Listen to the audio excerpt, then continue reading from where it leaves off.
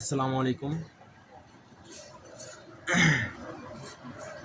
Recently বাংলাদেশে খুবই একটা ন্যাক্কারজনক ঘটনা ঘটেছে, যেটা হলো রামিসা নামক একটা মেয়েকে একটা জঘন্য পশু দর্শনের পরে গলা কেটে হত্যা করেছে। আর সবচেয়ে ভয়ানক যেই কথাটা শোনা যাচ্ছে যে এতে ওই নরপশুর স্ত্রী মানে তার ওয়াইফ তাকে হেল্প করেছে। বুঝতে পারছেন, একটা মেয়ের জন্য সেফটির জায়গা হলো আরেকটা মেয়ে, বাট এখানে কতটুকু বয়স হবে বাচ্চাটা? ক্লাস 2-তে পড়ে মাত্র। এই বাচ্চাটা এত হিংস্র মানুষের হাতে পড়লো, এবং এই হিংস্র মানুষটা তার ওয়াইফের সাথে মিলে এরকম একটা হিংস্র ঘটনা ঘটিয়েছে।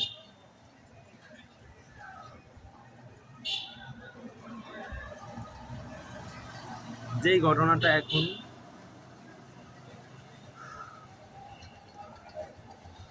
পুরো সোশ্যাল মিডিয়াতেই ভাইরাল, সবাই এটার প্রতিবাদ করতেছে, বাট আমি আমাদের সরকারের কোনো প্রতিক্রিয়া দেখতেছি না। স্বরাষ্ট্রমন্ত্রী তো বলেই ফেললেন যে যখন মানুষ বলতেছে এরকম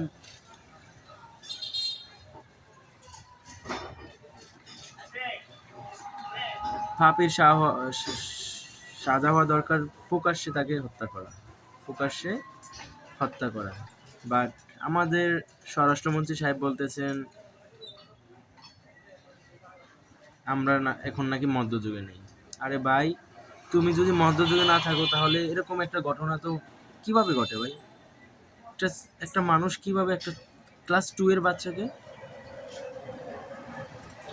দর্শন করে, এবং তাতে তার নিজ স্ত্রী তাকে হেল্প করে, এবং হত্যা করার পর তার এই জঘন্য পাপ লুকানোর জন্য সেই মেয়েটাকে গলা কেটে, মানে ও চেয়েছিল যে ওকে টুকরো টুকরো করে ওর পুরো বডিকে ডিসপোজ করা, মানে কোথাও লুকিয়ে রাখা।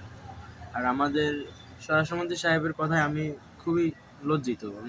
ওনার মতো এরকম একজন পার্সন, হ্যাঁ উনি বলতে পারেন যে এটা আমাদের আইনে নেই, তো আমরা এটা করতে পারি না। উনি তো আবার সংবিধান বিশেষজ্ঞ, ওনার সংবিধান নিয়েই ওনার সবসময় থাকতে হয়। সো সংবিধান নেই, তো আমরা এটা করতে পারি না। আগে আমাদের সংবিধান সংস্কার করতে হবে। সংস্কার করার পরেই আমরা কোনো একটা শাস্তি খুব দ্রুত করতে পারি। যেহেতু আমাদের সংবিধানে এরকম শাস্তির দ্রুত কোনো নেই, তো আমরা এটা করতে পারবো না। আমাদের সংস্কার করতে হবে। তো আমি আমাদের সরকারকে বলবো, প্লিজ যত দ্রুত